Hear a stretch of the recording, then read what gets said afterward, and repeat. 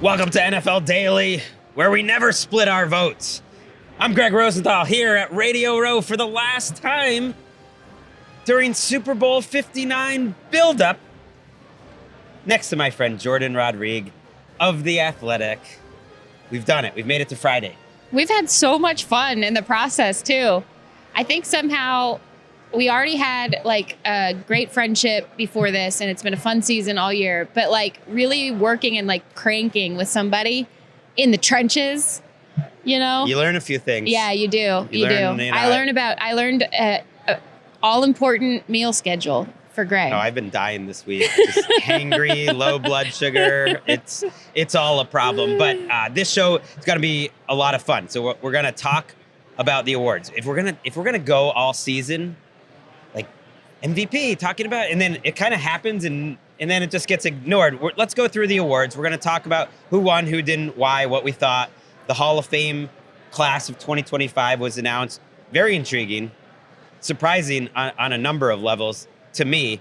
And then we're gonna throw it to a number of interviews that we've done both on Thursday and on Friday. And as you're hearing this, yeah, we're getting closer and closer to the Super Bowl. But let's start with that MVP vote. Obviously, everyone knows that's listening to this by now that Josh Allen wins his first MVP. He proved a dumb tweet that I had wrong, which is, you know, it was like when Lamar won the first team All-Pro, I was like, well, looks like Lamar's going to be MVP because that's what's happened every year since 1987. But it didn't happen this time. Let's actually hear from Josh Allen. Was very nice at the podium. His father emotional in the crowd. A cool moment here in New Orleans, accepting his MVP trophy and thanking those who helped him along the way. I'd like to thank the Bills organization, Terry and Kim Pagula, Brandon Bean, Sean McDermott. Thank you guys for drafting me 7.5 years ago. Feels just like yesterday. It really does. And I know this is an individual award and it says most valuable player on it, but I think it's derived from team success, and I love my team. D-Doc, thank you for presenting. I really appreciate it. We got such a great locker room in Buffalo, and it takes everybody from the equipment staff to the training room to the strength staff to Slick Rick in the mail room to the cafeteria upstairs. Like it truly takes everybody to have team success, and I'm so fortunate to be a part of a great organization. That was Josh Allen, and he's right. It is a team award. Yeah. I think he won the award because the Bills had a better season with lower expectations than the Ravens had in the regular season with higher expectations. And I think he played his best football this year and is a deserving MVP winner. And that's why before I move on to the voting, Jourdan, I do kind of want to think about that this was never guaranteed for Josh Allen, that he was the best player in the league. Not only is he the best development story since I've been covering football in terms of just improving at his craft, but even comparing him to the Lamar and Mahomes and other top quarterbacks, for him to be this consistent as a passer and one of the most valuable runners at the quarterback position in the history of the league and do it week after week after week, which I think he did this season better than he's ever done. It was so not guaranteed, and it's such a cool career moment for him that I don't want to get lost in the shuffle of the controversy of the votes flipping from the All-Pro vote. Yeah, and obviously we'll get to that in a second, and I know you've got some good insight on that, Greg, but it is a great point that you make because, you know, for every quarterback who is at elite at their craft, and Lamar Jackson included in that, it is such a meticulous process to getting to that. And Josh Allen was a rough quarterback coming out of college.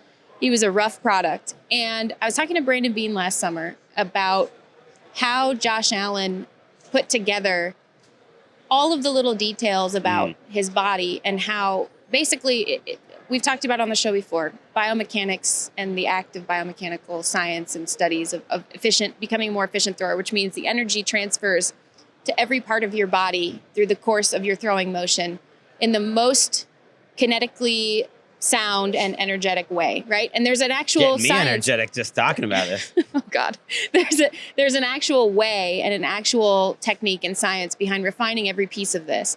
And Josh Allen really fell in love with it in part because it was helping him become a better quarterback. And also, as Brandon was telling me, because he loves golf. And so finding ways, that's what I like about Josh Allen's journey from being really, you kind of had some questions, you knew the talent was there, just a rough cut rock at that point before he became a diamond, right? And so I think that putting all of those things together, but keeping it fun along the way. And that's why I bring up the golf thing, because it's one of his favorite things to do when he's not playing football. And so marrying the two together to where even when you're not working, you're working. That's something that I think shouldn't get lost in the journey of any quarterback who's at this level, who has this award. But also just a cool little behind the scenes of what it really takes to get to this, especially from where he started. And he's been so consistent, not just game to game, but he came in second in the MVP vote in 2020, which I thought was probably his best season before this year. Lost out on that award to Aaron Rodgers, but when they went 13-3, Wes, by the way, always knew, Chris Wesseling, our friend, that 2019 season, Josh Allen did lead the league in game-winning drives, fourth quarter comebacks, and he was rough then, but he did have a lot about him, and Wes thought he was going to be great, and he was absolutely right. So this is the fourth time he's come in the top 5 in MVP voting. So he's been knocking on the door, and ultimately I think that's why he won. I think too many voters just thought, it feels weird that Lamar's won 3 and Josh Allen hasn't won any, and I don't really want Lamar to win 3, and so I'm going to mentally come up with a reason to vote Lamar Jackson first in All-Pro, so he had 30 votes there, but second in MVP, he had 23 votes there, so there was a difference of 7.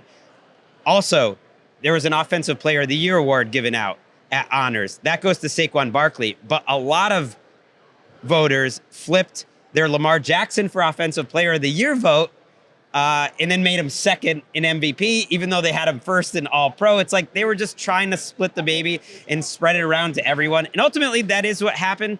And my hot take is that's fine. The reasoning doesn't really make sense to me, but I'm also kind of fine with it. It's okay to me that Josh Allen won this award. I would have just barely favored Lamar, but I am kind of happy that Josh Allen got one, because if you look over a 5 or 6 year period, he does kind of deserve one. So even if the reason, I think you should have just voted him first team All-Pro. If you're voting him MVP, vote him first team All-Pro. He probably should have won both, but Lamar gets a little taste, and I wonder what Lamar feels about it, but my guess is it's not that big of a deal. He's won a couple. He is just so, Lamar is just, first of all, he's just joy personified, but also he doesn't strike me as somebody who would sit there and put this up on his bulletin board or anything like that. He just wants to be great. And so, so I do wonder though, because you mentioned about flipping the votes and all of that. So much of this is public, the names of people who voted in different ways and explanations by some and publicized ballots and stuff. I wonder if some of the flipping is happening, not because necessarily people think that that's their actual opinion, but because they know that if they don't pass around credit or pass around the kudos, then, it's going to be seen. And you have to be seen oh, I'm rooting for you. And also I'm rooting for you, that kind of thing. I have not seen the attention on individual voters and who voted for what ever before with this work. Literally, this is the first time. Dan Orlovsky, credit to him on ESPN, talked about why he was one of the people that flipped. And I think it gave good insight into why he did it. It didn't really make any sense. He just used the word value to say Josh Allen was somehow more valuable to his team, which I bought all that argument if you want to make it, but then just why wasn't he the best quarterback in the league? Why was Lamar Jackson the best quarterback in the league? Who cares, honestly? So Lamar Jackson ends up with 23 votes, Josh Allen 27 for MVP, Saquon Barkley a distant third, Joe Burrow and Jared Goff round out the top 5. And our friend Nick Wright was absolutely right, pointing out to me over a text message the day that Lamar Jackson was first team All-Pro, saying, I have a feeling they're going to split the vote and Josh Allen's going to get it. And he was right. And he's also very funny, pointing out the fact that someday maybe Patrick Mahomes can be more valuable than Jared Goff. But this is not that day. Holy hell. Jared Goff was more valuable this year. Holy hell. It's kind of true. It is funny. Shout out also to the people who had Jaden Daniels and Baker Mayfield and Sam Darnold and Justin Herbert getting some 4th and 5th place votes. That's why I like the top 5 votes. Let's continue on. Defensive Player of the Year, Patrick Surtain. I called it. I thought it was surprising when Stephon Gilmore won because there were good candidates that year and he didn't have a ton of stats. This one's one of the strangest defensive player this year. Not that he's not deserving, just that it hasn't happened before. Yeah. That a cornerback without really a ton of stats, even Darrelle Revis, when he was just locked down, like, and they didn't throw to him, there was all these coverage sets. Surtain was just like a recognition of excellence. I have a theory about this. Yes. And this is not like based on reporting, but it is, I think, a pretty strong and sound theory. We have so many more angles of the game now, honestly, because when you're just reduced to watching it on your broadcast and, the crews do a great job, but it is limiting. And often you're following the action of the play. Often you're not looking at an actual all 22 look when you're looking at those camera angles from back, even 5-10 years ago. And now you have so many ways to, and there's so many clips that you can find. Not even if you don't have access like we do to the wonderful NFL Pro and NFL Plus Pro, like it is even more so. Like, search on social media. I'd love to believe that this is the reason. I hope you're right. I would love. You know what, Greg? Let me just for one little facet and one little sliver of the world, let me believe that people are more educated than they seem. I think he's a great choice, and he was your choice. Shout out to you. Yes. I love that. He got 26 first place votes, and I think you're right. I thought you were going to go into the next gen stats and all of it. I was about to, actually. And I cut you off. Yeah, but that's all right. We've learned a lot this week. Trey Hendrickson comes in second. Myles Garrett comes in third. I thought Garrett might end up winning this award. I think Surtain won it ultimately because his team made the playoffs and those teams didn't. Like, if the players around Hendrickson were better, it's kind of like Burrow got less votes for MVP because his team wasn't good. It's just how it works. I think if the Bengals went 13-4 this year and Trey Hendrickson had the same year, he might win the award. But it's how the cookie crumbles. Like, it's fine. Like, nothing's perfect. Yeah, and I really don't want to take anything away from Pat Surtain either, because if you go watch him on a per snap basis, and you are able to do that now, and you're able to quantify literally his impact on a game. It's just outstanding. It's astounding. And we very rarely see seasons like this from any one player. I want to find out who voted Kirby Joseph first. And are there any voters based in Detroit? Applaud them. I guess I can find this out. Andrew Van Ginkel got a first place vote. Zach Bond got 2. He was my first place vote and actually ended up coming in top 5, which is great. TJ Watt was 4th. But again, it was such a wide open year that Kirby Joseph got a first place vote and came in 6th. Your guy, Nick Bonito, surprisingly a little lower than I would have expected at 9th. McKinney, Kyle Hamilton, Jonathan Grenard, Jalen Carter. I do love that it's this long list that when we look back on the PFR page that you'll see Bonito came in 9th. Yeah. And it'll be like actually a recognition of a really cool moment in his career. So I mentioned Offensive Player of the Year. That's where Saquon Barkley gets his love. There was some buzz here that maybe Saquon was going to sneak up and win MVP at the last second. And I have a theory about that too. I think that was get a single vote. I thought that was a classic misdirect. I thought that maybe they were worried that it would be leaked, and so someone ended up jumping the leak and instead leaking something else. That's what I think. So Lamar ends up coming in second, so that's weird. It's the exact same thing that happened to Drew Brees one year,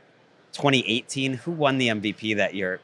I should know these things off the top of my head. But I remember he came in second for MVP and second for Offensive Player of the Year, which is just, it's kind of weird. Like, no one fully decided to vote for him for either. Jamar Chase comes in third, Derrick Henry third, Joe Burrow 5th. Joe Burrow also wins Comeback Player of the Year for the second time, which he makes the joke that's like, this is not an award you want to win twice. J.K. Dobbins, who would have been a fun pick, comes in second. Darnold comes in third there. Let's go to the rookies. Mm-hmm. Jaden gets 49 of the 50 votes. Don't be the person that's mad that Sam Monson from PFF voted Brock Bowers first for Offensive Rookie of the Year. Your guy Jaden got 49 freaking votes. There's a lot crazier voting going on in the world than Brock Bowers getting one. He had one of the best rookie seasons of all time. It's totally fine to disagree on these awards. I I do find it fascinating how you didn't want Brock Bowers on our All-Pro team, but now, this argument is... But I also think it would be totally reasonable. Had to do it. Like, even the people that are mad that Lamar got 1 4th place vote, I promise you, like, a vote for Joe Burrow is not that crazy. A vote for Saquon. These guys all had outstanding seasons, and you're kind of picking between them, and you're recognizing all of them. It's not that serious, and it's also how you want to look at it. And I liked how Sam looked at it, which was that for his position, yeah, I think in Sam Monson's mind, Brock Bowers was the best player in the entire league. And Jaden's not at that level, and that he's evaluating it for what he's asked to do, because you can't ask Brock Bowers to play quarterback. I think that's a fine way to look at it. Not everyone has to, but he came in second. I do love that we had Jaden Daniels on our show. He had won the fan vote in the morning, and then he won the award that afternoon. He won great. The Pepsi, Diet Pepsi Sugar Award, Pepsi Zero, and then he wins this one. Bo Nix comes in third, pretty close to Bowers. Brian Thomas comes in fourth. Neighbors comes in fifth. Bucky Irving, who in some seasons would have won Rookie of the Year, did not get on the podium in the top 5. Like, he would have absolutely crushed Sam Bradford the year that he won. Or to take it way back, John Stevens of the New England Patriots the year he won. Like, there are weird years. Like, Bucky Irving was awesome, but he got buried in this year. Drake May was really good for a rookie. Like, he would have beaten Sam Bradford. He was 7th. Defensive Rookie of the Year. How about those Rams? They're just racking up rookie awards. So a year after Puka gets it, and then Kobe Turner comes in second. Defensively, Jared Verse comes in first. Braden Fisk comes in third. Quinyon Mitchell in between them at second. Mm-hmm. Not that close of a vote, actually. Verse won it by a decent amount over Quinyon. Yeah, and what I have been seeing circulating, and I just want to head this off at the pass, is like, people look at his sack numbers. We don't really do that as much here on NFL Daily. They are important, but he was like the 3rd in the league in pressure rate the entire year in the league, not just among rookies. Jared Verse was just getting pressure at nearly double the league average every single week, except for the Philadelphia Eagles loss. And in during the season, I think it was like week 12. Yeah. And I'm already, what day is it? But yeah, and I like this. I like this for him. He is turning into a bona fide name and a superstar in Los Angeles. They've been waiting to crown their next defensive superstar. I mean, they have 3 guys in the last 2 years that have come in top 3 for Defensive Rookie of the Year. And they have Puka Nacua on the other side. That's outrageous. And when people are talking about paying certain veteran contracts, they're not really thinking about the fact that only one of those players has a 5th-year option available to them. And who is that? Jared Verse. Okay. Their first-round pick since 2016. It's interesting that he won. Your point about the pressures and everything and the sacks is really interesting, because I don't think he would have won this award a long time ago. And there's a completely reasonable argument the other way around, that actually we're overcorrecting. I spoke with a extreme ball knower last night, and you can guess who it was. Someone inside the league who actually thought Verse did not deserve this award, and that Braden Fisk was a significantly better player, which was an interesting take, but a reasonable take. I'm not saying he's right or wrong. I thought it, as someone who watched every single snap from both of them all season, I do think Braden Fisk had the better season. Now, in terms of position affecting some of the games, some of the splash plays too that Jared Verse made, some of the game-changing and game-altering plays, sealing the Saints game, for example, those types of things do stand out. Monster Vikings game in prime time the first time around. And he's a first-round pick, and I know we like to think that doesn't factor things in, but sometimes it does. I do want to say 2 years in a row, it is interesting. At some point, we'll overcorrect again because interior defensive linemen, who are the rookie sack leaders, did not win this award. And so, we might, and that's so hard. I mean, everyone knows this everyone knows this. It is so hard to do as an interior defender. And I think part of it too was when you look at Jared Verse and how he plays, he just an absolute force of nature. And it takes you a minute, I think, to notice Braden Fisk. And part of that's the position he plays. Yeah. And the point made to me, which is fair maybe, and this is where the overcorrection comes, is like, yeah, but finishing the play is really important. Getting that sack is really important. And that's who Jared Verse was in college too. He didn't always finish the play, but Braden Fisk was finishing a lot of plays this year and deserved a lot of credit and got it. He came in third. Quinyon Mitchell, again, a lot of years would have won that award. On our All-Pro team. Yeah, also awesome. Cooper DeJean, great season, comes in fourth. Chop Robinson 5th. It goes on from there. Shout out to Tarheeb Still, by the way, coming in 7th for Rookie of the Year. Pretty cool story as a total afterthought in the draft, who went to the Chargers. Edgerrin Cooper with the Packers coming in 6th there. And yeah, we mentioned the comeback. The only award we have left is Coach of the Year, which honestly I think we talked about maybe too much on this show. And so I don't have much more to say. O'Connell wins it. Wasn't my choice, but absolutely a great pick. My choice, Dan Campbell, and my second choice, Reed, came in 2nd and 3rd. I would add O'Connell 3rd, but I think any way those 3 wound up would have been great. And so Kevin O'Connell gets his first Coach of the Year award. Yeah, right off of that contract extension news as well. So it's been kind of a big few weeks for him. Got to catch up with him a little bit before we started taping today, and it was nice to see him say congratulations. You know, he was my pick early in this season. That being said, I still think it's egregious that Dan Campbell got passed over for the sake of the Kevin Stefanski vote, and we should make up for that at some point. In the past, you're saying, yeah, because now he's turning into the bridesmaid here. That's 2 years in a row, 2nd place for Dan Campbell, which is unfortunate. Yeah, and sometimes, and my point is sometimes voters correct the year after, and they did not do that in this case. No, it wasn't that close. And they never have done that for Andy Reid.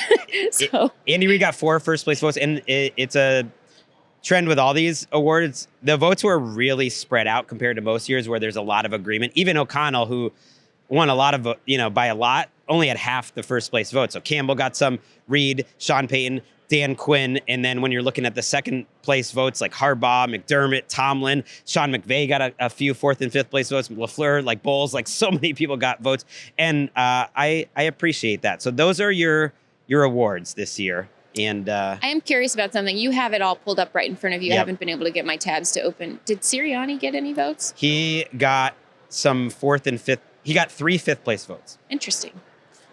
And that sounds like, oh, that's a lot of pop for Sirianni. But then you go down the list. He actually only came in 12th in Coach of the Year voting. Yeah, that was my question, which is, it's just interesting. That's all. Just noticing.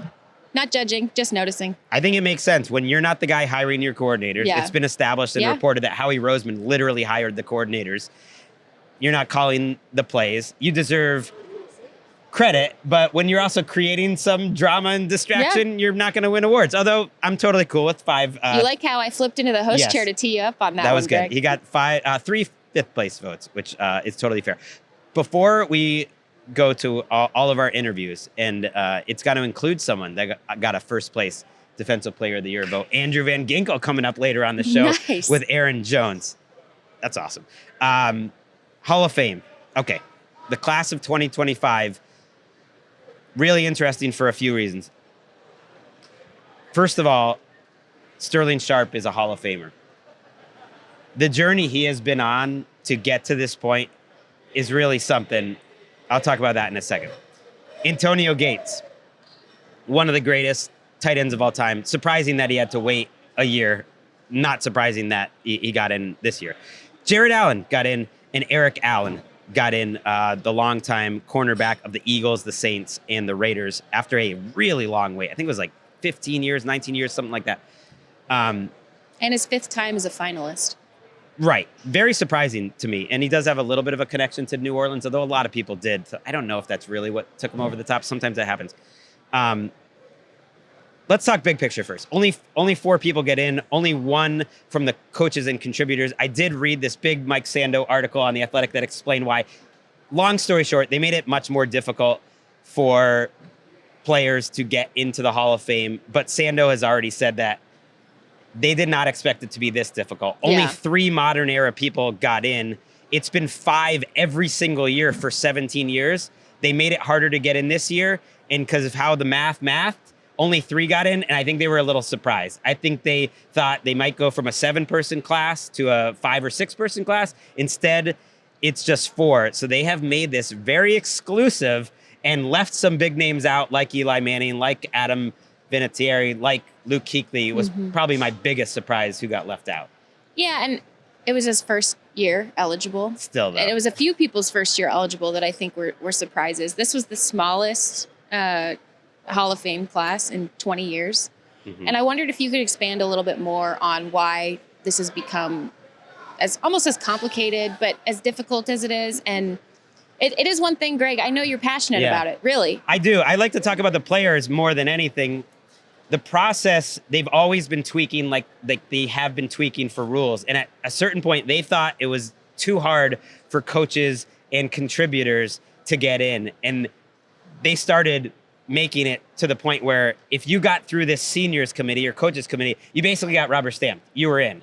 Now they're all going up against each other. Yeah. And so... Well, that's what's happening with Torrey Holt and Reggie Wayne, that too. So those are two separate buckets. But basically, Shannon Sharpe gets voted in.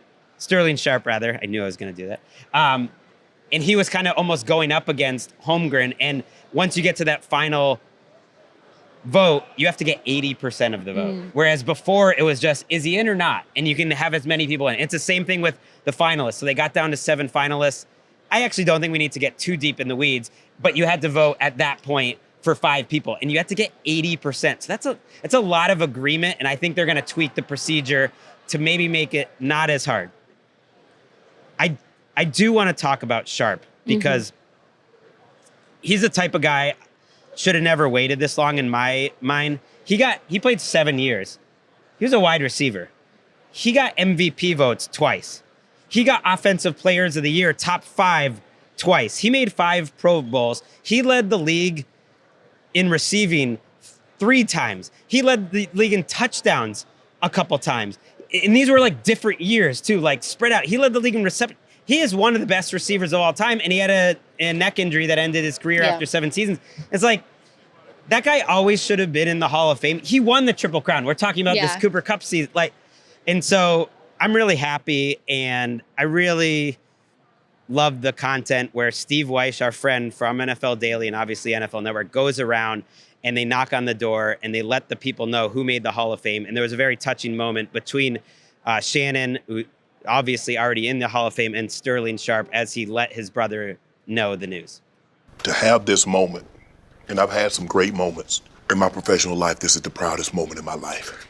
That's how I felt when you went in. You know, Oh my God. I felt like that when you went in. And you know I'm not a crier, but when you said that you were in, and that weekend that we had in Canton, man, I was like, ain't nothing topping that. This tops this, man. Oh, that is so beautiful. Greg, you're emotional now. We got home last night and at like late, and I watched actually, because I wanted to catch up on all the news and stuff. I didn't watch this. This wasn't up yet, but I watched Shannon Sharpe at some live podcast he did. Almost do like an 8-minute version of that and talking about their journey together as brothers, that Sterling essentially raised him almost as, he looks him at as like a father. And yeah, maybe it's just football, brotherhood, like as brothers, the way he's talking about his older brother and just everything about it, to me it's incredible. And I also really love Sterling Sharpe as a player. Yeah. I remember him just as a fan. Really cool. And to me, the headliner, because he's just, Shannon is like, you know, he says all the things I think that Sterling, who's a little more stoic, like cannot. And it's very cool. Yes. I'm watching your face right now. And I love how much I love this for you. Honestly, you people who are listening, and Greg has said everything. You got to go watch it. He is a little emotional right now. It's very cool too. In the best way. In the background of that video that we just listened to, Steve Weish is there. Now he knows when to lay back. And it was very, very cool. I do want to mention the other guys that did get in, and then we're going to take a break. Antonio Gates, 5 All-Pros in his career. During the peak of Tony Gonzalez's career, Antonio Gates won 3 straight first-team All-Pros over Tony Gonzalez. Just saying, like his prime, just so good. Annoying to me, he had to wait a year. He's going to be the Luke Kuechly of 2025. Luke Kuechly will be in 2026. It's outrageous that Kuechly has to wait a year because he's obviously a Hall of Famer, and that's where the math is not mathing of how they set this up. Jared Allen had that 22 sack season, but also had a 14 and a half. And I'll remember him as a guy who was really big in terms of the player empowerment. He said, I will not play for you unless you pay me my fair money. They were offering him $7 to $8 million a year, and they got a first and 2/3 for him, and he got the biggest contract in the history of the league. Stood his ground at a time when that just wasn't happening. Yeah, he spoke up for a lot of people, I think, after that. That was really important.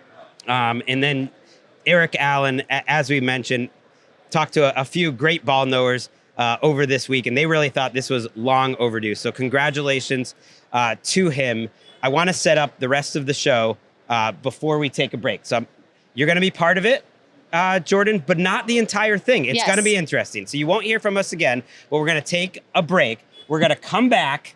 You're going to hear a great interview that we did with Andrew Whitworth, me and Jourdan. Good insight on the Matthew Stafford. Listen closely to that. Yes. And then I'll say goodbye to you, Jourdan. And then Nick Shook is going to come in. We talked to Jonathan Taylor. We talked to Andrew Van Ginkel and Aaron Jones. And we have a great rest of the show after that. We have a lot going on today. Let's take a quick break. We'll be back with Andrew Whitworth. All right, here with Andrew Whitworth, the Rams Super Bowl champion, the former Walter Payton Man of the Year, started 235 games in the NFL, and most impressively has been honking on Radio Row since 3 a.m., which is an outrageous feat. How are you holding up? I'm great, man. I was built for this. I got 4 kids and 3 dogs. Listen, my life is a circus, so it's great. I love it. I'm so glad to see you, Whit. It's always a pleasure when we get to talk football together. Yes, ma'am. And I know that you're here on behalf of Pepsi as well. You have some intricate welding material here that you need to show us. No one knows what this is. All right, being a Louisiana guy, I can explain to you. This is a paddle. This is what you use to stir like a crawfish or shrimp pot when you're boiling crawfish, boiling shrimp. All the potatoes, corn, everything you got down there in your seasoning, you stir your seasoning in with this, okay? So this is your bowl paddle. But I'm here with Pepsi because, of course, as an O-lineman, anytime they offer you an opportunity to be part of something with food's involved, you are in. So drinking Pepsi and eating food, it's a win. But tomorrow, Friday, 12 to 2, I'm a part of the first ever. Pepsi's doing the first ever Super Bowl boil. So it's a competition here in town. Fans voted their 2 favorite places, Mr. Shrimp and Crawlin' Seafood, and they're going to compete in a boil-off, basically. And I'm going to eat the food, and then I'm going to say who I like the most. So I don't know how it goes bad for me. It's a win-win-win for you specifically. Yes, it's great. Yeah, I got it. I can't wait. It's going to be a blast. We're going to have some fun. They're going to win $10,000, whoever wins. I'm supposed to give them this paddle. I don't think that's going to happen. I'm probably going to keep it. Really? So, some of my best times eating in my life are crawfish boils. Yeah. I went to school at Tulane. You're a Louisiana guy. I'm not really, but I like to pretend because I was down here. I have a feeling this is my city. You hit it hard. Give me some Andrew Whitworth in college eating stories. I got some pretty insane stories. My favorite one is that. Well, maybe I can't say this or I can't. My favorite would be actually in high school and college when I was dating. This is Melissa's favorite, my wife.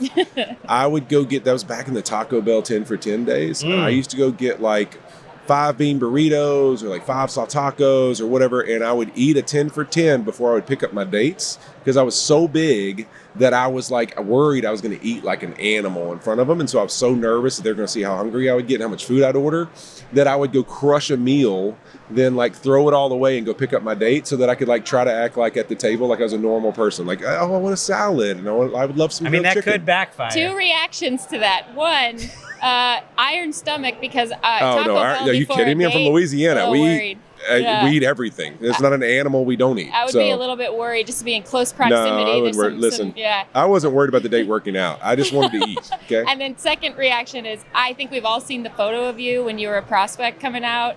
I think your head was about 4 sizes bigger. I mean, you look great, man. I used to be about 360. So I used to be up there. But listen, we're in New Orleans. Yes. I don't know if you guys know this. All right. The dome, right? Yeah. It's Witt's dome. Okay. You understand that? Do you know that? You won a championship there? Is that right? All 3 levels. Yes. Yep. He owns it. I came here 4 times in high school, state championship game, won 3 of them. And I played in the national championship with Nick Saban here and won the Sugar Bowl against Oklahoma. Yeah, that's the one I remember. And then we, controversial, beat the Saints in the NFC championship here in the Superdome. So I have won 5 titles in the Superdome. And I know you're a man about the people, so when you're here and you're walking down the street, do Saints fans, do they ever come up to you and talk to you Saints about fans hate me. Here's the thing. I love the Dome. The Dome doesn't love me back. So New Orleans does probably not like me very much because of that game, that sole reason. But you know what, this place is pretty special. My first ever football picture promo deal I did, it's actually of me. I'll have to send it to you, Jordan. I'm standing on top of the Superdome, and there's planes flying around me like I'm Godzilla, and I'm swatting planes because it was like all the other high school teams trying to figure out if anybody could beat West Monroe. I think at that time we'd won like 40-something games in a row.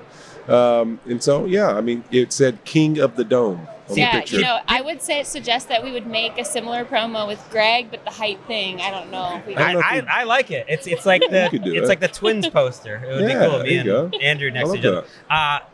You mentioned Louisiana. I always think it's like an underrated football state. Not to people that are down in the South, but people think Texas first. But Louisiana, just the level of fandom and what a big deal those high school championships are down here and everything. And I'm thinking about LSU. I'm thinking about your alma mater. I'm thinking about Joe Burrow, who I know you have some relationship with. Yeah. Didn't he crash on your couch one time? He used to come watch games with me when he was hurt because Dr. Elatrosh was. I was when I blew out my knee and he had gotten injured as well. So we watched games together while we were rehabbing. As a former Bengal, it's a little tricky, but do you think they're going to do right by Joe Burrow in his career long term? Because when I look at, like, Jaden Daniels did our show. And does he like Los Angeles? Follow up. It's a great one, I think the tough part with that one is I would argue what Joe Burrow has experienced as he's been there is they've actually attempted to do that. I mean, you look at really when I played there was no free agents. Like, we weren't bringing in high-end free agent guys. They weren't doing any of that type stuff. When Joe got there is when you saw all this aggressive change in the organization. The problem is, and I love, duking those guys to death, but they've completely been just missed on everything they tried to do to replace those guys. Like Jesse Bates, you're going to let him walk, you got to be able to replace him. They completely missed on replacing him. DJ Reader, awesome human, great player, you're going to let him go, you're going to try to replace him. Whiffed on replacing him. Now T. Higgins, Jamar Chase, you're trying to figure that situation out. Well, you drafted a receiver last year who's been a complete disaster. You whiffed again on trying to replace him. So I think they've actually tried to do it. The problem is they've just been very poor at executing. Hell, they could have had an upgrade at left tackle for that Super Bowl when they were playing the Rams. Well, that's right. So they didn't do a very good job of that. He was on the other They side. took 2 tackles in the first two rounds when I left. I did have a follow-up question. Yes. I had asked it, just wondering your thoughts on, does he like LA? Or? I am sure Joe Burrow loves LA, would be my guess. He's a fashion guy. He loves having a good time. He likes playing golf. He would love LA. But I think they've tried. I think, unfortunately, they've missed the mark. Yeah. I'm thinking about your team that you follow closely, the Rams now, and kind of what all that's up in the air. Obviously, some of your former teammates, Cooper Kupp, Stafford. What do you think, is getting in the way of them being a little more committal to Matthew Stafford? I think it's really less about that as much as it is, all right, at some point that clock's ticking. Like, he's not getting any younger. He has played well, but Stafford's also had a lot of injuries, been beat up. He plays through a lot. He's tough as can be. And I don't think maybe people understand some of the stuff he plays through because he's just so damn tough. Well, you don't realize it. So. Well, that's true. But I think really, to me, here's where I'm at with all that. And this is just, I'm just speaking out of turn here, but listen, this is the best part of our job, guys. We get to have all the answers, zero accountability, so it's great. Here's what I think. Since Sean McVay's been the head coach in 2017, the Rams had already leveraged all their picks for Jared Goff. Then you enter this world where you're trying to put a team together fast with this coach that you believe in a bunch. You're making a lot of crazy moves. There's no stableness in anywhere, in the picks and the cap and all this. You go win a Super Bowl by getting a ton of guys brought in that are off the street, and you can't live in that world. Yeah. Then you re-cash in thinking you can do it again, and it's a disaster. Now you have to flip everything again to try and rebuild. You don't have a rebuild. You actually draft great, and you've now built a great roster. My point is, I think a lot of these decisions have a lot more to do with how successful Sean McVay's been in 8 years without first-round picks, without any kind of a stable cap or situation. And you look at these two teams in the Super Bowl right now and go, how freaking good is Sean McVay if we actually gave him a stable world where we just drafted solid players, got good free agents, kind of just built a normal roster, that we didn't take big shots and swings, and just let him coach and teach and make great football teams year in and year out like Andy Reid and these guys do. I think this decision has a lot more to do with that. Cooper's expensive. Him and Puka are very similar guys that do similar things. Let's get cheaper there. You know what? You're kind of at the end too. Stafford, is it a year? Is it 2 years? You continue to be here. Let's continue to build a great roster that a rookie or a young quarterback could come in and be successful in quickly and have a stable situation for Sean McVay to coach in. You almost make it make sense. Yeah. Well, I mean, I didn't that's think- what I would I'm recommend. saying you're convincing me. Not that I get into this stuff. and I'm just saying. I would say too, Andrew, we've talked about this in the past too, is like it's having one foot in a previous era of this team building and then looking at the rest of the other foot and the rest of this roster in the new era of team building. And I think what a lot of people, when they come in here, including people they've traded for, including quarterbacks, they think that maybe they are the team. It is Sean McVay is the brand of that team, and No question. and if you aren't clear on it, he makes it clear. Yeah, I think it's very clear what he is and who he is and what he's done with this group and these rookies. And listen, Cooper's had a massive impact. And like the thing Cooper will be is they will get more players who are like Cooper because of who Cooper was, the impact he's had on that building and everyone in it.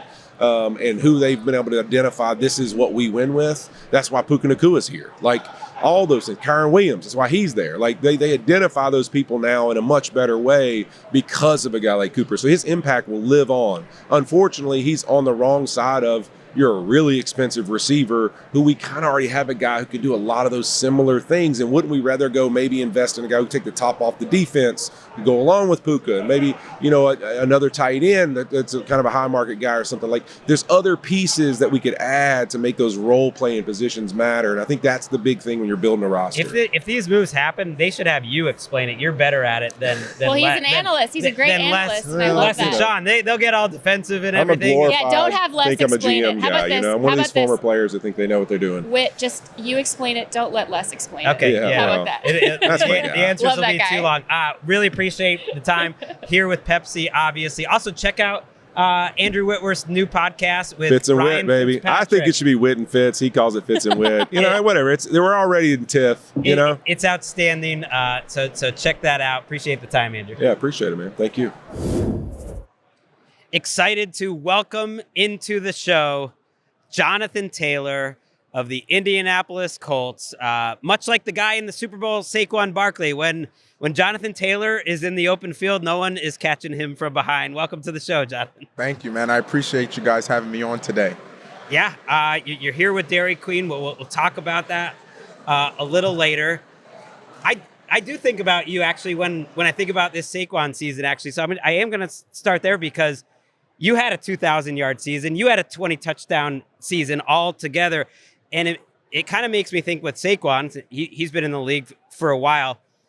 How much do you think a season like that comes down to you, the runner, and how much do you think it comes down to all the players around him? Oh, man, it's 100% the players around you. The only thing that really happens, and really not even that most of the time, is once you hit the open field, it's like, okay, do you have enough juice in the tank to get there? But first of all, I mean, you got to get through the line of scrimmage. You got to get through the trenches.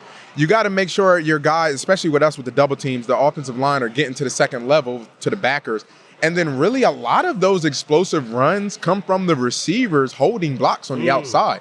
And like I said, sometimes, okay, let's say maybe a receiver miss a block, you may outrun a guy, but for the most part, it takes everybody. It's just like a math equation at that point, right? There's just less defenders to make miss when you're in the open field. Exactly. And every play is designed to score. I like to tell people that every play is really designed to score. Otherwise, like, why would you really draw it up? And it's like, if everybody does their job, it should execute perfectly. But then, of course, you have some people like Saquon that are special, and he can just jump over somebody backwards, and it doesn't really matter. Yeah, definitely. Now, how about the changes that you guys have undergone in the last few years? You obviously, you've had some health issues and everything else, but you had a healthy year largely this year, and we saw who you've been in years past. Was that satisfying to you to know that I still have this in the tank? I prove that I can definitely still do this at a high level? It was more just so, okay, I can get back on track of being healthy. Because before, never miss a game, never miss a practice. And, putting it into perspective, out of my whole career, it took until year 3 or so, 4 in the league to finally miss something. At that position, that just doesn't happen. So just now my main focus was, okay, now I have to start a new streak. And we got to see how long this goes, however many years I can have a new streak of not missing anything. But the injury rate in the NFL is 100%. You do as much as you can to mitigate that risk. But now I'm working on starting a new streak. Yeah, it's a fun scheme with Shane Steichen. Obviously, that the 2,000-yard season is in a different scheme. What is it about this scheme with Shane Steichen? They obviously decided to go with continuity, which I think made a lot of sense with your coaching staff. And what is unique about running behind this scheme that Shane runs? It's just so many options. Like, it keeps the defense honest. It keeps them on their toes. You're either handing the ball off. AR is either keeping it. AR has an advantage throw. It's like just literally you have to play honest. And I think that's why we have the opportunity to be explosive and to put a lot of points on the board, because defenses can't just hone in on one aspect. You had that late season run this year where you were putting up stupid totals. Like, it was like, oh, there he is. And he's just leading them to victory single-handedly. At one point, you run a touchdown, you end up in the tunnel. What was that like for you to enjoy that type of success? It was awesome. I always accredit kind of my end of the season play to my high school coach, Montre Wright. At that time, he always mentioned, you want to play your best ball in November and December. So they're now translating that to the league, of course, at the end of the season, December, January. You really want to be hitting on all cylinders, because those are the games that's going to propel you into that postseason. What's it been like being next to, you mentioned AR. He obviously lost the starting job for a couple games this year. Then he gets back in the lineup. There's been moments, certainly as a rookie when he was healthy, where you see all the potential. But what's it been like kind of being next to him and along for this journey? Because obviously your futures, your team's future, you're all tied together. Definitely. And, trying to just be back there and have him feel as comfortable as possible, to let him know I have your back. I think people really forget the fact that he's really young. There are guys coming in the draft this year that are like 24. We just talked to Jaden Daniels, and he's significantly younger than Jaden Daniels, Anthony Richardson. Yeah, so I don't think, like, 13 games in college, 15 in the NFL, like, he's really young, but like you said, you've seen the flashes, you've seen the potential. So this offseason, him putting together a great offseason, then all of us coming together and having a great training camp to be able to have something special happen in Indy. Yeah, what do you think the missing element is going into the season? I think for us, well, number one, like I mentioned, just him just getting reps, but now he has a few reps under his belt. Now it's on us as a supporting cast. We got to make those plays in the critical moments. The thing that the Eagles and the Chiefs do very well, hence why they're here, is situational ball. Whether you're on the fringe of field goal range, making sure you get there. Hey, not taking a sack in certain situations. That is what gets you into the big game, is being very great situationally. Does Shane have you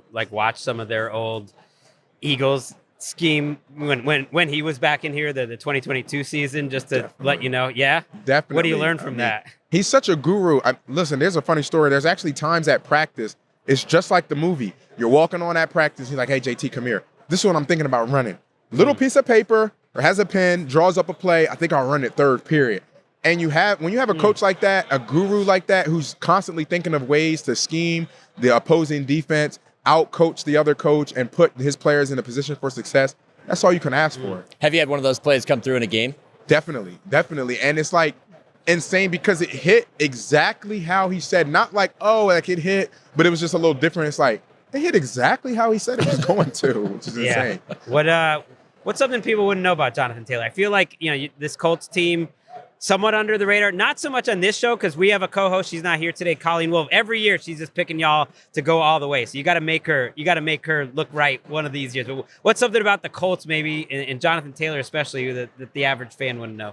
I think people don't understand of how much fun we have working. Like, I know everybody, of course, we want to win more games, but I think a big part of that is enjoying the process and enjoying the work. So us at practice, we're actually having a good time out there working, busting our tails. And I think if you don't enjoy the process, if you go out there dragging your feet, have your head down like, okay, we got another day of practice, another day of pads, I don't think it's going to be very productive. It's not going to be a great practice. So we actually enjoy the work. We enjoy the practice, and that's half the battle. I'm feeling the energy right now. I'm kind of getting. I'm almost ready to strap it on and run through a wall. All those heavy meals we've been having. Like I'm starting to feel like I can go out and work out. Clear some lanes for him. Not get as big as this guy. I mean, ridiculous. Well, I mean, I'll clear some lanes for Jonathan. Did you get a pump in this morning? No, I did not. No. Did you, Jonathan, before coming out to do these interviews? Definitely. Oh, for sure. That you got to put the work first. I did leg day. At the end of the day, the legs feed the wolf. Yes. At the end of the day. Never skip it. Never. That's why he is an absolute professional. Jonathan, I know you're here with Dairy Queen talking about game day food this week. Tell us about that. Dairy Queen has been taking tremendous care of me during the season, out of season, but I'm here on behalf of their new Sauce and Toss honey barbecue chicken strips. It's a favorite of mine. Okay. But I always like to pair it with their Oreo Blizzard treat because that's like that's like a match made in heaven. Like especially after a big game, like the Tennessee game that I had this past season, going to Dairy Queen. Yeah, like, you hit me in my heart. I used to work at Dairy Queen in high school. Oh, really? Oh, okay. Yeah, I was on the Blizzard machine doing all that stuff. I can't imagine like rolling up to Dairy Queen, a big old shook his back. Let's get more people in there. Here you go. Here's some Intimidating. protein. Here's some chicken tenders. Jonathan Taylor, great to have you on the show. Looking forward to what the Colts are going to do in 2025. Appreciate you. Thank you guys very much for taking the time out. All right, we are here with two of the best cornerbacks in the league because they play for the New England Patriots, Christian Gonzalez and Jonathan Jones. Jourdan Rodrigue already embarrassingly brought up that I am a Patriots fan, so I'm not even trying to be unbiased in this interview. Welcome to the show, guys. Appreciate it. Thanks for having us. Thank you guys for having us. I wanted to ask first, like, have you guys heard from Mike Vrabel at all? I have not. He ain't called me. He ain't said nothing. So Yeah, He's just going to show up outside your house. I got a chance to stop by and talk to him. Okay. It's his first time meeting him. So you've been with the team a long time, Jonathan. Is he like reaching out, talking a little bit to some of the veterans that have been there for a while? I was just in the facility, so I kind of got to bump into him while I was in there, and had a moment to talk to him. It kind of was exciting.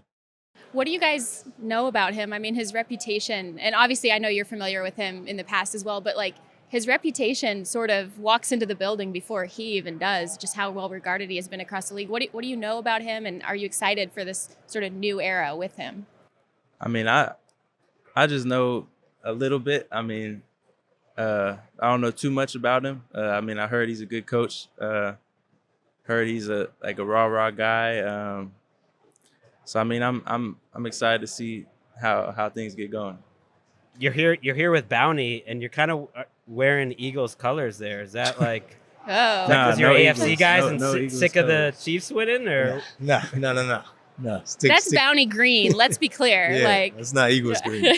Never. Jonathan, you were in that game, AFC Championship against the Chiefs back in the 2018 season.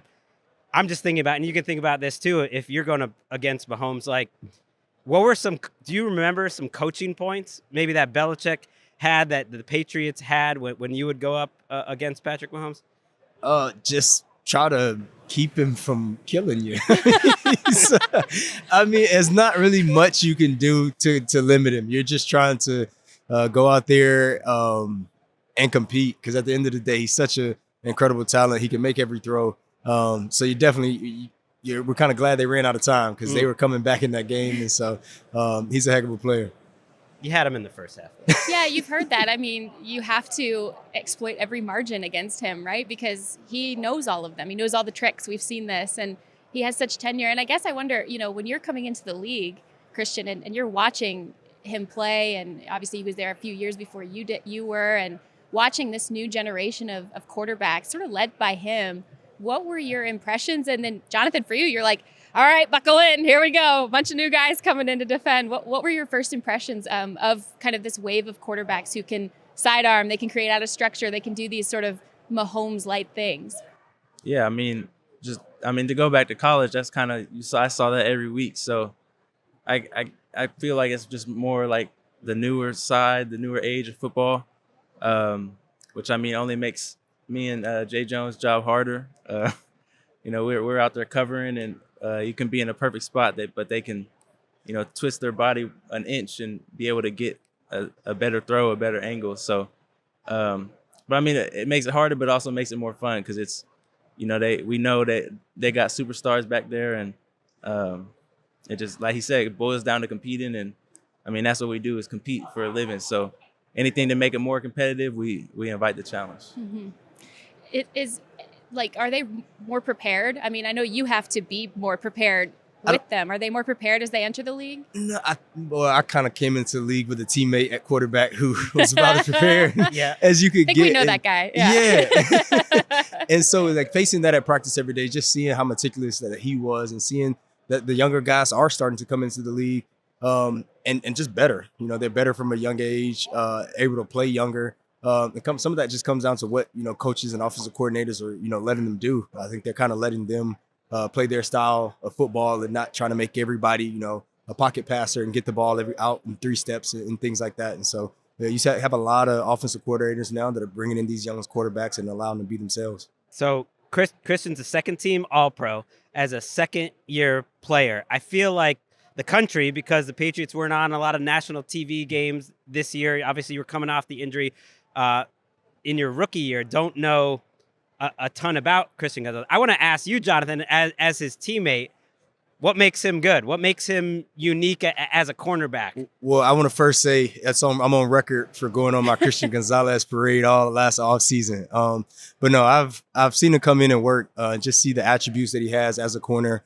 He's a prototypical corner that you want to build. And at the same time, he just works hard. No matter what it is, he comes in every day, doesn't say too much.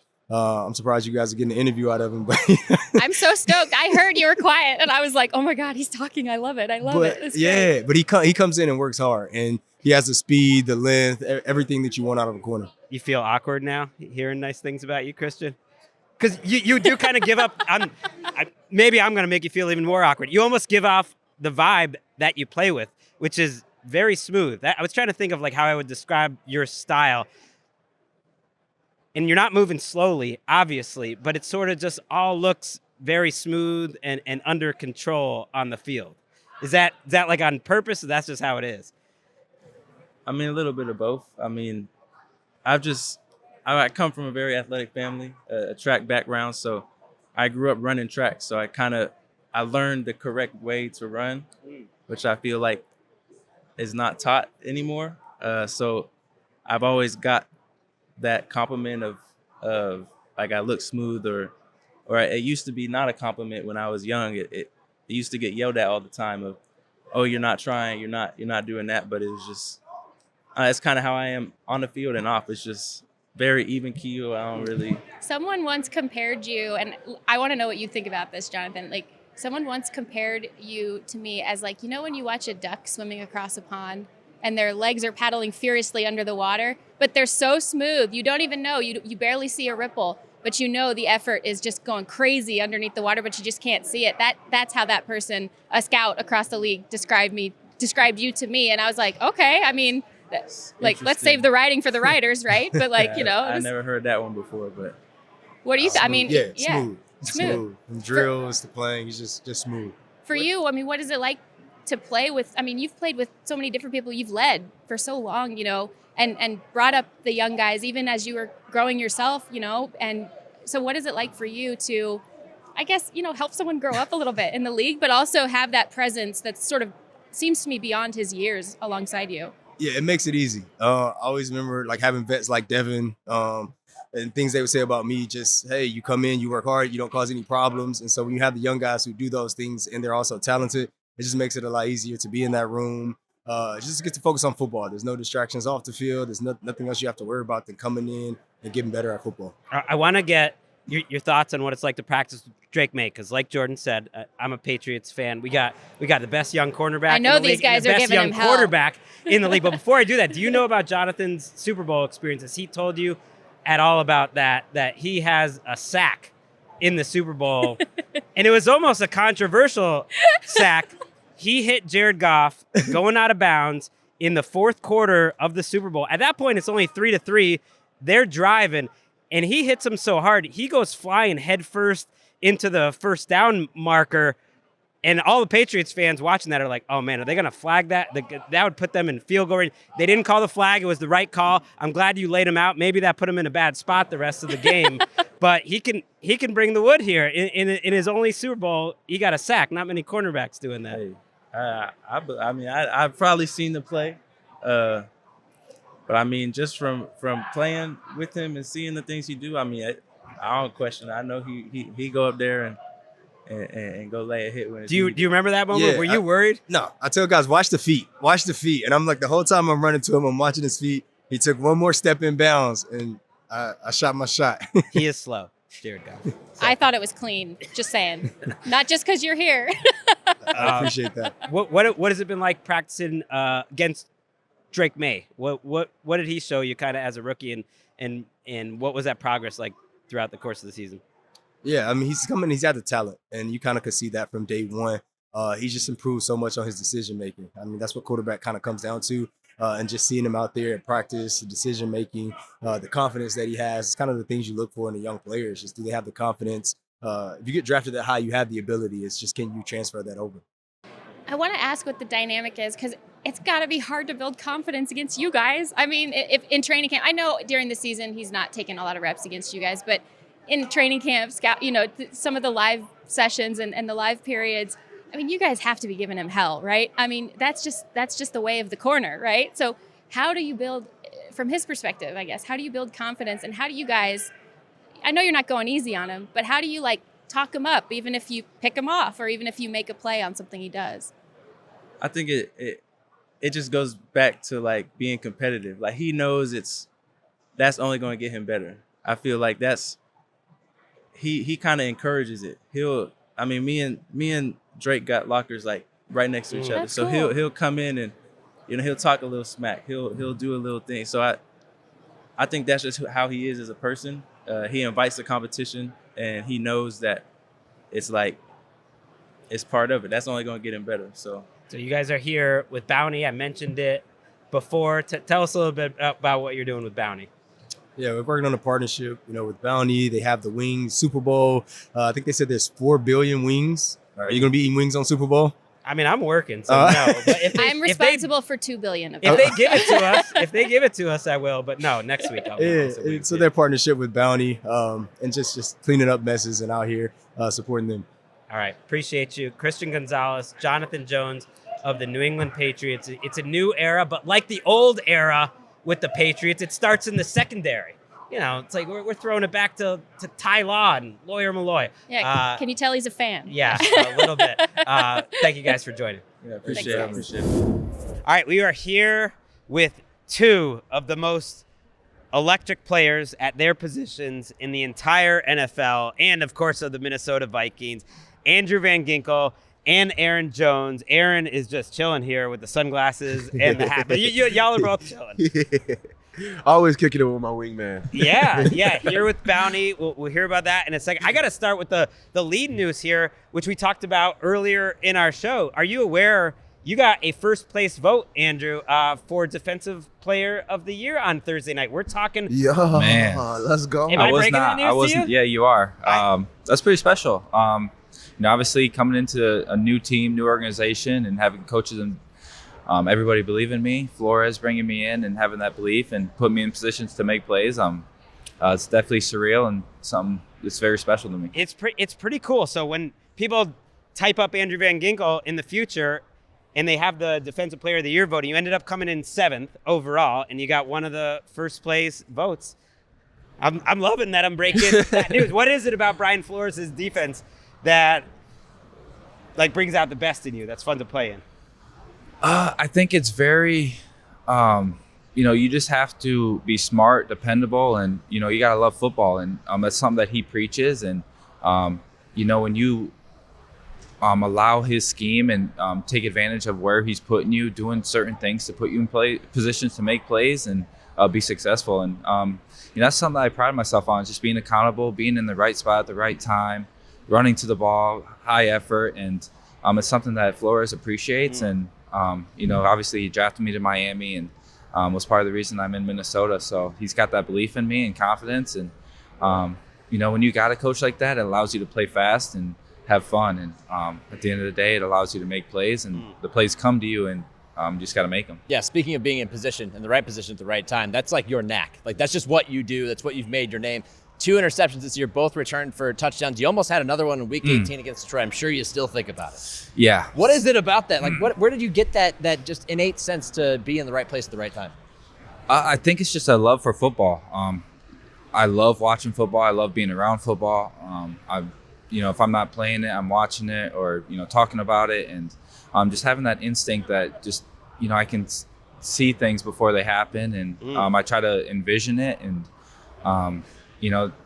I've had great coaches too. I've had Fangio, I've had Flores, and then a ton of assistant coaches, Campanelli, who's now the Jaguars DC, guys that have taught me football and, how teams are trying to attack us. And, from week to week, it's kind of similar. So I'm just taking that and using it going forward. Seeing the game ahead of time, I think you have that in common with your teammate here, Aaron Jones, because one of the things I always enjoy watching you, Aaron, is you seem to set up your blockers very well. You can be patient, and you seem to have an idea of what the defense is going to do before they do it. Like, how did you learn that? What's the keys to doing that? I think it's just playing the game for a while. The more reps you get, the more you see, and then kind of what he hit on the coaching.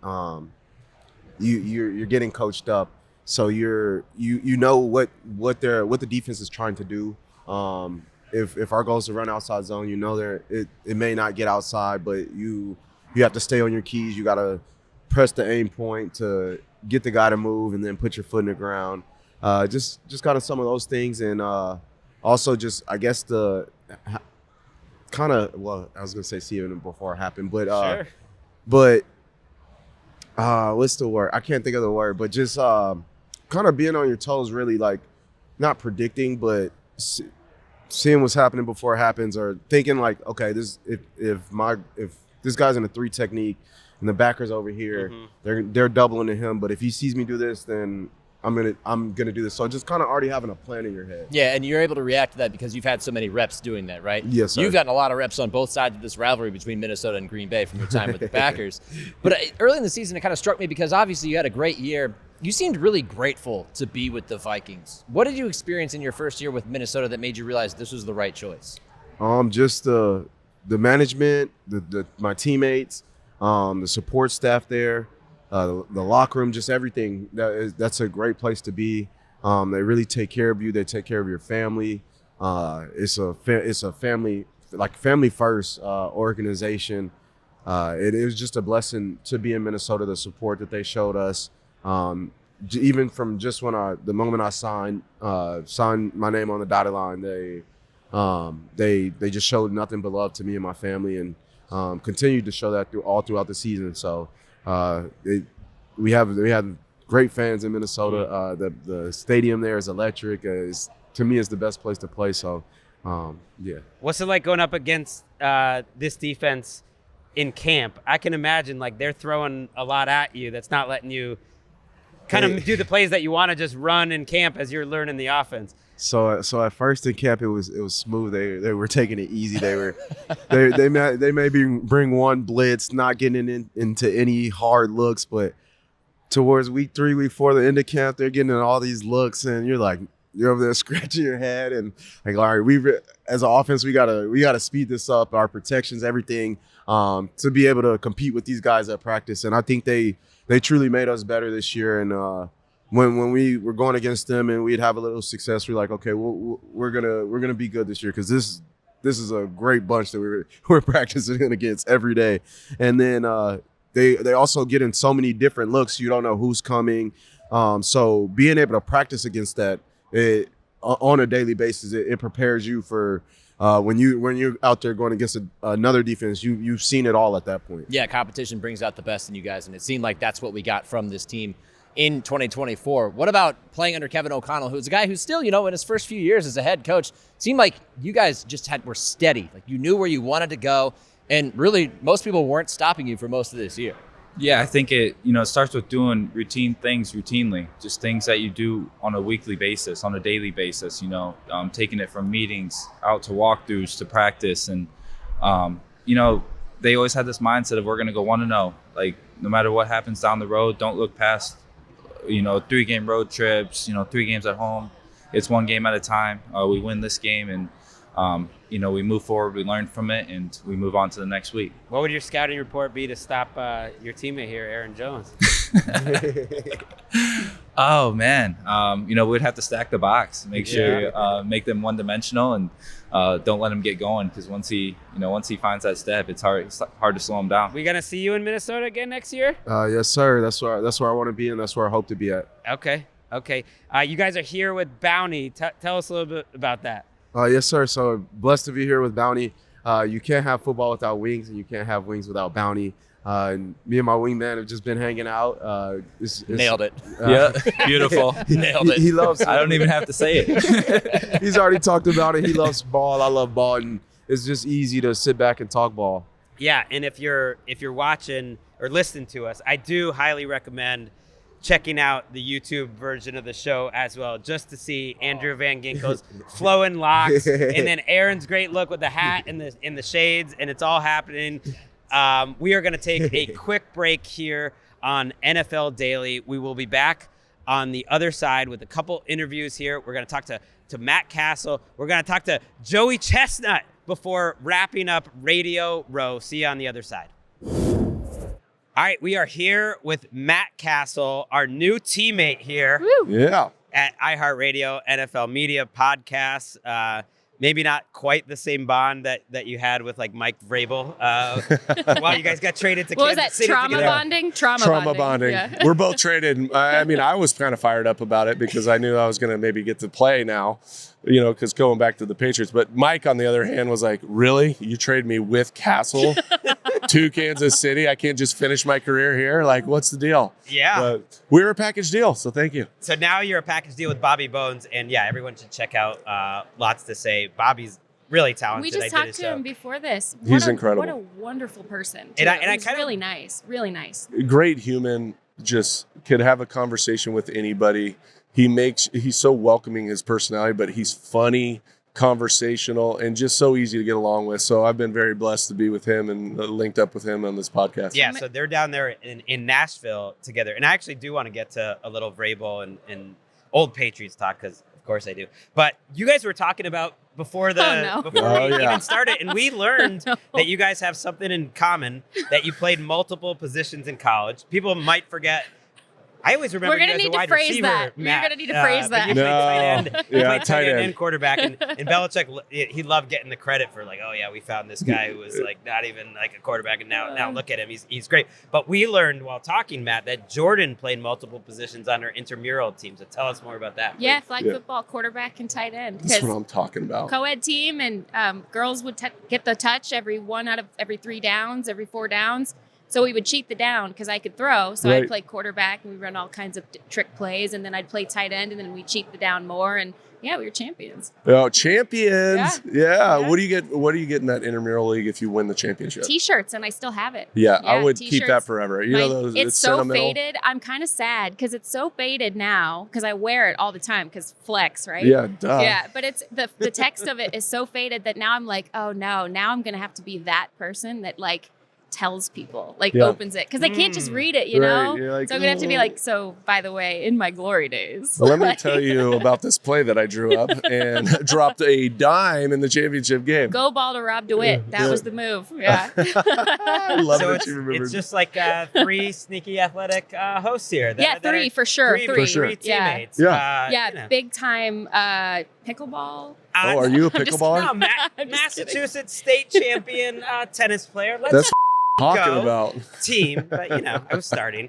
And then yes, Matt would get hit with the sneaky athletic back in the day, because when you were taken by the Patriots and you played multiple positions, and then you end up becoming the backup, and you end up getting your shot as the starter. It was exciting for me as a fan, because we had the quote unquote sneaky athletic quarterback, because you got some rushing yardage back in the day, at least for like the 09, 10 era. You were doing it. It was it was more of necessity. Sometimes when you drop back, especially early on, I was like, okay, I'm gonna panic now, and I'm just gonna take off and run. And it was something that it was something that I had in my bag that I was like, okay. And so even the way that they designed some of the offense that year, Josh McDaniels would put in some boots and stuff like that, because I was a little bit more athletic than Tommy. Tommy was more of your traditional quarterback, but I let the caboose get loose every now and then.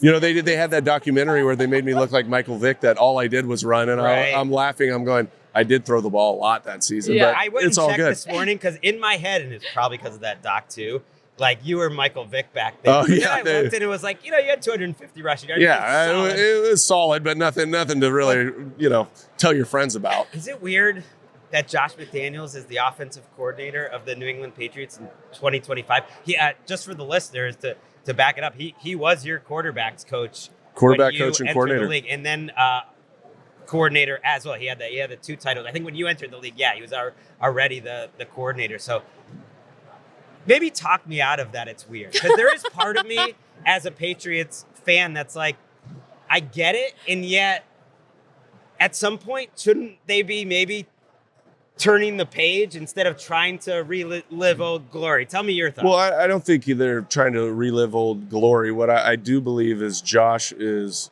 at the core of him, he's a teacher. And he's very good with young quarterbacks, old quarterbacks, but he's exceptional in terms of game planning. And that's always been one of his strengths, is seeing a defense, because he understands the defensive side of the ball so well, designing a game plan to attack their weaknesses. And also for a guy like Drake May coming into this situation, somebody that obviously you want to see continuous growth, make that jump from year 1 to year 2. And he's somebody that understands how to do that. And he's done that throughout his career. So I think it's a great hire.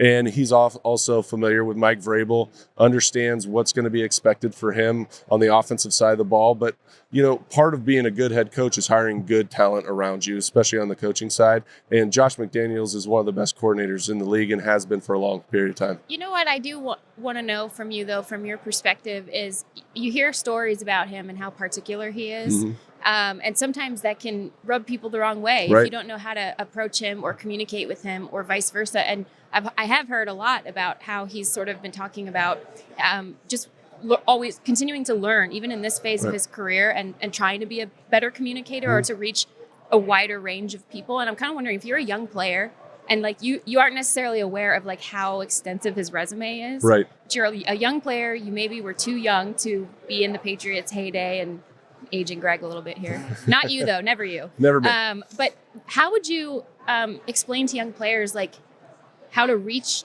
Josh and vice versa, how for him to reach this younger generation of Well, players? it's an interesting question just from a perspective standpoint, because I had him for 4 years as my offensive coordinator. Now, I never had him as a head coach. Mm-hmm. And I think some of the dialogue that you're discussing right now is more as a head coach. Yeah. Because as a head coach, you're taking over a program, and everybody needs to be in line with what your vision is. And sometimes that, I think, can be a challenge for coaches to fall in line, because you want to let them do their thing, because that's why you hired them. But if you have that controlling mentality, you rub people the wrong way. Right. But as a coordinator, I never had any issues as a quarterback walking in and having great communication with him. He was a great communicator. He's a great teacher, but he also was somebody that was collaborator. He was a great collaborator in terms of, hey, what do you like on third down? When we get into 2-minute drill, you like 3x1 versus 2x2, you want to do both. Like, he was having those constant, and for a young quarterback who's stepping in for the first time to take over for the greatest of all time, Tom Brady, he gave me that ability to tell you how you felt about particular plays, because at the end of the day, you're going to be successful at the quarterback position when you're comfortable with plays. Yeah. Sometimes there's plays that, I've been around coaches that this is what we're doing, this is how we're going to do it. There's no back and forth. But he was always outstanding from a standpoint of being a offensive coordinator and communicating, having that open conversation. And I like that fit with Mike, because Mike is, you always hear him described in 2 words, or 3 words, I guess: demanding, never degrading. Yes. And I think I don't know. He's a friend of mine. He's been very degrading. Is he a to bit me. degrading for but you? Maybe it's off the football field. He has no respect for how you used to run, used to be running. So I think that this is an interesting pairing, because it's a role reversal of sorts, right? Right. Having Josh in, but Mike really knows how to reach players, and he also he's spent, I think, behind the scenes, and not a lot of people talk about this publicly because he certainly keeps it a secret, learning the game, all the situational mastery that he has, and how obsessive he is over those things, winning in the margins and giving players the answer to the test. How have you seen him as a friend, but also as a former teammate? How have you seen him develop into like the person and the coach that he is now? Well, it's funny because as a player and as a teammate, you always knew Vrabes incredible passion for the game. And that showed up on a daily basis. It's not just the way he worked out, it's how he led our team in the locker room, on the field, but even in scout team. When the starters, look, a lot of starters are not on scout team. They're taking their blow, getting ready for their reps when they go ones to go against the other sides. But he would go out on scout team to give us a look and play safety and be messing with us, trying to disguise. But we always felt like, we called him Papa Vrabes, but he would always, you would describe him that and see him and go, he's going to coach someday. And he immediately went into coaching. He was under Urban Meyer, went with Billy O'Brien. Romeo Crennel was there, so he had the familiarity there. But then he took over the Tennessee Titans, and you saw he was ready to become a head coach. And when you say he's demanding, there's no doubt. You've got to do your job when you come from that system. But he's outside the mold of your typical Bill Belichick disciple, right? Because he played the game. He understands the locker room, the dynamics, when to push, when to pull back, and all those different dynamics that you have to be a successful coach. And so it was probably a little bit of a learning experience at times, but he had a tremendous amount of success with the Tennessee Titans. The way it ended, and that's the league. But now that he comes into this role with this organization and the love that already that fan base has for him, he'll do a tremendous job there. He's going to fit in so well. Yeah. He was not born a mass, but he fits in perfect. I love it. I love it. But I perfect. also, to just expand on that point a little bit more, like I love, even when the Titans didn't have a great record, right, you always knew that if you were going to be coaching against Mike Vrabel in like late game situations, or there's a clock management thing that was going to maybe swing things a certain way, you're effed. Because he just, like, that's what I've loved about watching him coach over the years. Less so even some of the stuff that's overt, and you can watch how he is with players and how they speak about him.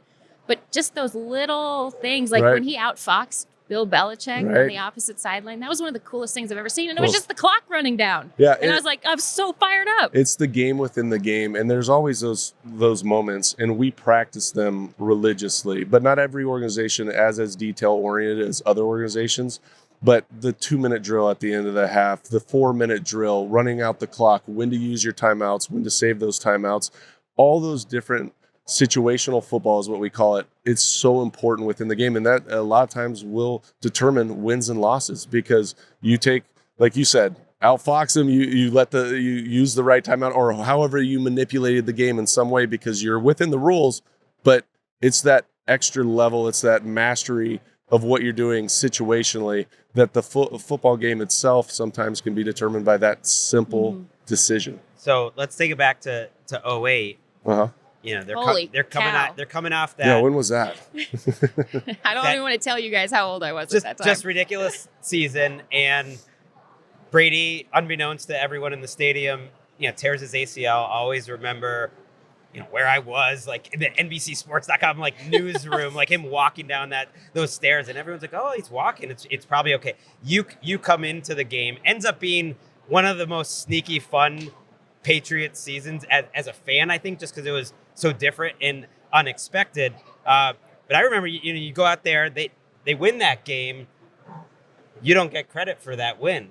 What do you think about that? I'm still pretty pissed off about that. In the Major League Baseball, I'm going to give you credit. Yeah, in Major League Baseball, right? If you're the starting pitcher and it's 0-0 when you come out of the game and the reliever comes in, they score a few runs, the reliever gets the win.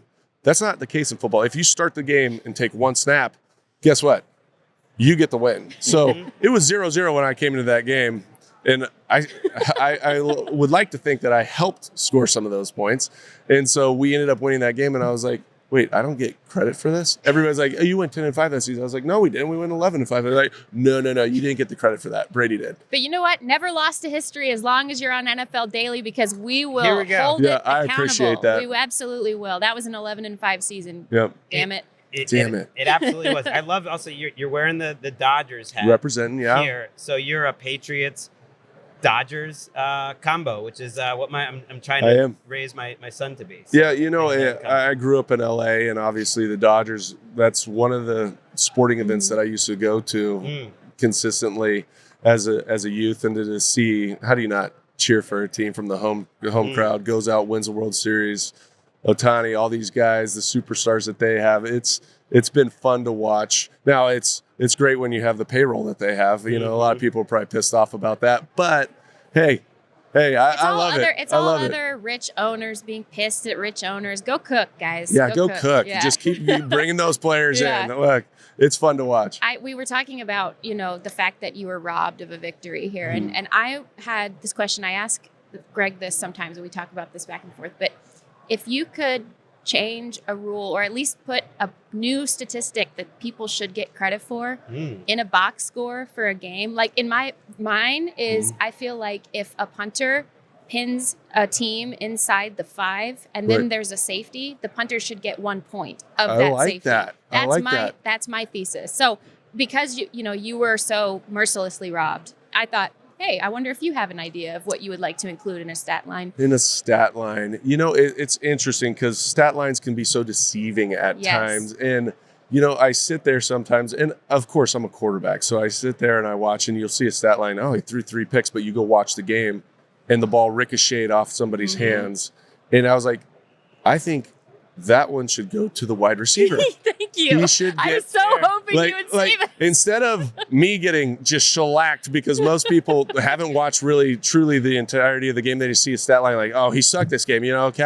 Cassel or whoever it might be, they threw 3 interceptions. Well, not really realizing that the one hit him right in his chest. If it's a catch the ball and hits you in the chest, the wide receiver gets an interception on his stat line. I love that. I love that. That's my bias. But also, you're a quarterback, so you have to go up in the media, and I get it. Everyone gets paid, whatever. But, you have to go up in the media and be like, yeah, I didn't have my best game today. You have to take accountability for it anyway. We're all adults here. We can add some judgment to the stats. Well, also the sacks that go against the rushing yards of a quarterback. I was like, he wasn't running the football. Yeah. I know somebody's got to get a stat, but negative rushing yards because you're sitting in the pocket and somebody came through and crushed you. I have a cool Matthew Stafford line from this year where he was actually timing his kneel down. So he was running a little bit. We called him Skitty Stafford. He was running a little bit more. He was playing tennis in the off season, so he was moving around a little bit. And he would pick up a couple gimme yards or convert it down, whatever. Right. And then he would try to time the number of kneel downs. If they were, winning the game, he would time the number of kneel downs to have a neutral stat line because he didn't want to finish the season with 1 rushing yard. So he would try to time the negative kneel downs and even back up a little bit and kneel it down. That is something Stafford would do. Right? Who? Brady started doing that later in He's got a career. beautiful mind. Brady started doing that too when he was trying to not get that. I forget what he was trying to get over 1,000 yards, and then he would go. Actually, before I let you go, and we are going to let you go here again. Lots to say. Everyone, check out Matt Cassel, Bobby Bones, 2 of the best getting it done. I loved watching you, Matt, by the way, when you were doing the NBC Sports Boston stuff with Tom Curran. So you've been in the game for a minute, and that makes me wonder if your old teammate, Tommy, as you call him, asked you for any advice about getting into the media game when he was joining. Not a shot. He called me and asked me anything. I was like, Tommy, come on. Tommy. I literally, I'll talk to him and I just give him crap. Even when he's on the television, I'll just write some ridiculous text to him while he's on air. You look like hell today. Something like that. But that's our relationship. He's like a big brother to me and he's just a great dude, but never asked me for any advice. Not like he needs any advice, but he's going to beat to his own drum. He's very self-motivated, as you know. So he's a perfectionist in everything he does. But I know that he was working his butt off trying to get prepared for the season, doing reps and everything else that goes into it. But he's just gotten better and better throughout the course of the year. And now he's on the biggest stage. It'll be fun to hear this guy. I was like, just don't mess it up. Yeah. Nobody will be watching. Yeah, you got to have that friend of yours in your life like Matt Cassel who makes you question yourself in huge moments. Yeah, it's important. Do I look like crap? Am I doing a good job? We're almost there. We're almost to Sunday. Yes, Tom Brady will be calling that game. We'll be covering it here on NFL Daily. I'm sure you guys will be covering it in the coming weeks on Lots to Say. Great having you, Matt Cassel. Hey, thank you guys. It was a pleasure. All right, so we say goodbye to Matt Cassel, who was once teammates with Tom Brady, Tommy, GOAT, as he calls him. Yeah. And now we welcome in the GOAT of another competitive enterprise, and that's Eaton. It's Joey Chestnut. Welcome to the show. Oh, thanks for having me, guys. Welcome to NFL Daily.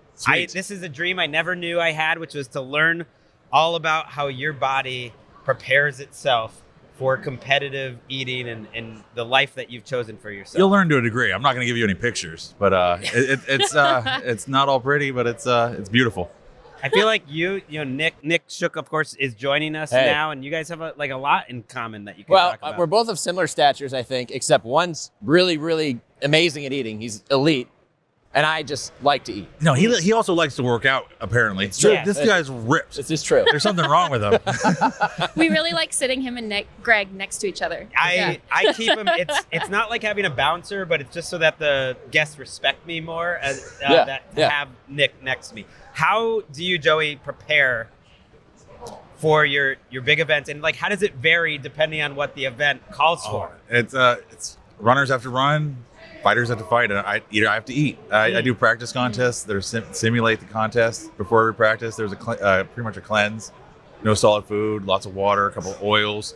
I make sure it's a clean highway. I'm empty and loose. So when I put the food in, I'm gonna go from empty to full, and it's gonna be ridiculous. That is exactly what I was hoping you would bring up first, because I have so many questions about how you recover and how you get back and regulate after like everything. And I'm trying to ask this very politely, but holy hell, man. Usually nature works out. Is it like a gravity situation? It just gravity does its work?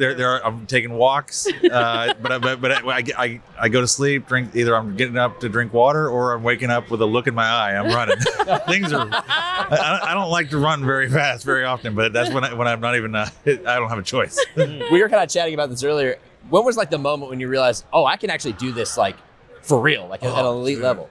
It's been a weird, like, you talk to football players, they knew when they were 5 years old they were going to be professional. I knew when I was 5 years old that I could eat, because it was like something I was a little bit ashamed of. My mom would yell at me, and my brothers would be like, "No, you didn't leave any food for us." So it was like something like I was like, "Oh, all right." I was like self-conscious of, and then I started eating in college a little bit faster, and my friends were like, "Oh my God, we can sign you up to a contest," and it. Your friends made money off you. They were like, "No, you can do it." Like I was 21, and I finally did a contest in Reno because they offered me a free hotel room. It was a casino, and I was like, "Oh my God, I can get paid to eat." So I have to know too, like everyone knows who you are. Like we all have watched you on TV. We've all marveled at like the feats of eating. And like, I was going to try to do a better pun than that, but it didn't work out. When you go to gatherings, if it's like you go to a barbecue, you're with family, maybe people you don't know as much, do people make really stupid jokes like I just did? I mean, they're not bad. They're just, I've heard all like, oh, get this guy away from the grill. Make sure you get the hot dog before he gets there. And then find out they cook like weird, crappy hot dogs. I'm like, I'm not gonna go to town on your hot dogs. I'm actually like, I'm kind of like a hot dog snob. Yeah. They have to be good hot dogs. If they are really good all beef hot dogs and they're grilled and a little bit snap to them, you might have to watch out, especially if I'm drinking. Things have a tendency to just disappear. Do you ever find yourself like where you shift into that mode, even at a gathering, where you're like suddenly you're just splitting the hot dogs and you're doing two at a time, and you're dipping the bread in people water? People must challenge you, like even when it's not for money, just to see if they can step up to the king. Yeah, I don't usually get in. I don't think I've ever dipped a hot dog in water, or the bun in water for fun. But there are times where I'm finding a rhythm where it's I got a drink in one hand and hot dog, and it's things just disappear. And like people challenge me once in a while at a baseball game. They're like, oh, let's see who can eat this hot dog or drink a beer, and I have fun. It's always the happiest people. Have you ever lost to a casual? Hot dogs? No. Yeah, I was gonna say, like, I feel like we're friends now, but if we were friends before this, I would have definitely paraded you around the bar scene and been like, look at this guy. You want to challenge him? Do it. And then like make a little money on the side, You can try. Yeah. It's people find out pretty quick after one hot dog, and they're like, oh, I don't want to go against him. If it makes you feel any better, I've been challenged to many arm wrestles before, and I always just do the old Jerry Seinfeld. I choose not to wrestle. And we're just not going there. There's a real excuse. You don't want to hurt anybody, Nick. So of course.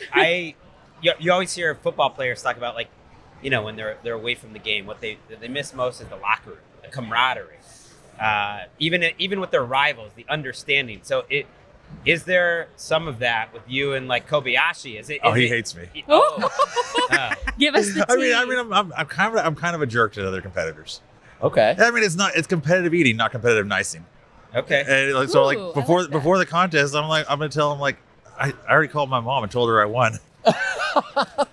So you're an elite trash talker too. Oh, dude, they were like, "What?" Like, yeah, she said that everybody knew I was going to win. Is that where the nickname comes from? Jaws? Yeah. No, Sonia Thomas, the Black Widow, gave me that. She said I'd open my mouth really wide. Oh yeah. Yeah, you did it when we were getting ready actually, and I got a little scared for a second. Really? I was like, whoa, right, just Joey freaking Chestnut's right there. Yeah, like. I have a question though, because you've said a couple of cool things. It's not competitive. It's competitive eating, not competitive nicing. Yeah, the eaters hate that. You should make that a T-shirt before someone else jumps on that. What are some like really either pun heavy or dumb catchphrases that you thought about maybe trying out a little bit? Oh, like one of the lines. There's like, if you have, it doesn't take much imagination. It's like I don't stop eating until the job's done. Nice. And you can imagine, like, yeah. What else do I say? Just put it in your mouth and swallow it. Oh. I mean, that's straightforward. You know, that would do numbers. That would sell a lot of T-shirts. It's instructive. I love to give other eaters direction. They're like, hey, you're just not swallowing fast enough. Yeah, you know what? That's very helpful instruction. Is there like a non-hot dog food that you do that like you like to competitively eat, and or maybe one that has been a problem for you? Oh my God, dude! Chicken wings. I love chicken wings. Okay. And I'm on a losing streak with chicken wings. Ah. Buffalo, one of the best cities in the country. They have a huge Buffalo Wing Festival, and I'm on a losing streak there. And there's a huge wing contest in Miami. I think I've lost it 3 years in a row.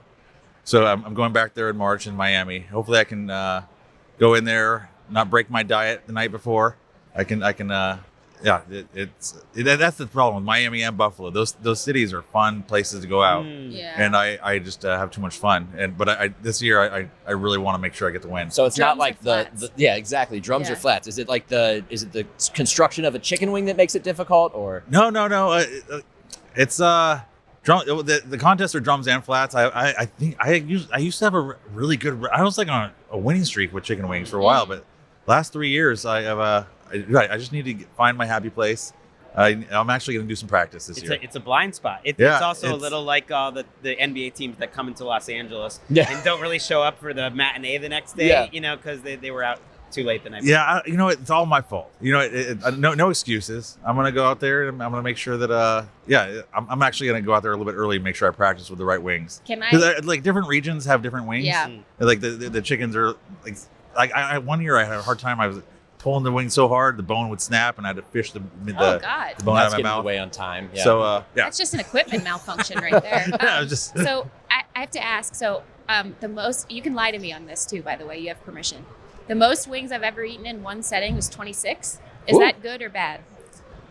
26. That's not too bad. They were all flats. Flats are the better meat, I think. Yeah, I agree. I think the drums, there's a lot more cartilage in there, and the flats are easy to clean. 26? Yeah, it took me some time, but yeah. 26. That's not bad. What? How much do you have when you're doing? My best. One time I did a 12-hour live stream with Hooters, and I did 415. Oh wings. my God. That's absolutely outrageous. It was insane. Challenge accepted. Yes, Joey Chestnut, he is the best in the game. We'll go out on that. Appreciate you joining the show. The best to ever do it. Thanks, Joey. Thanks, guys. Well, you never know what's going to happen at Radio Row. You might end up finishing out your week talking to Joey Chestnut. What a time to be alive. I mean, hearing about hot dogs and his preference, wings, the strategy with wings. Bowel movements. Yeah, well, you were very into that. Yeah, I was very interested. Yeah. I like it. It's a good taste of what it's like around here because we haven't set the scene too much, but this is, I feel like, the biggest place and the most media that we've had at Radio Row since the pandemic. Yeah. It was a lot smaller after the pandemic and it's slowly built back up and they're going crazy here and there's a lot going around us. There are neighbors, if we're facing the camera, and Eric, our super producer, who's been so clutch all week, this week, if we're facing the cameras, to our left is the Insider set with Mike Garofalo and Ian and Judy, Steve Weish. To our right, the guys from Workaholics are hosting shows. Jameis Winston's over there right now. Cam Jourdan. And then behind us, there's an entire ecosystem of personalities from sports and entertainment.